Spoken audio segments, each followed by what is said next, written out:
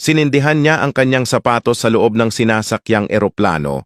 Ngunit nakaamoy ng sunog ang isang crew ng eroplano, kaya dali niyang pinuntahan at tinulungan siya ng mga pasahero na patumbahin ang lalaki at tinurukan ng pampatulog. At nagulat sila sa laman ng sapatos ng lalaki, isa palang pampasabog. Kaya hindi nila ito napansin. Buti na lang nalaman nila ito ng maaga, na wala ka talagang pag-asa sa kanya. Kaya lumayo ka na hanggat maaga pa. Binibilang ang hakbang hanggang wala ka na. Nagbabaka sakaling lilingon ka pa.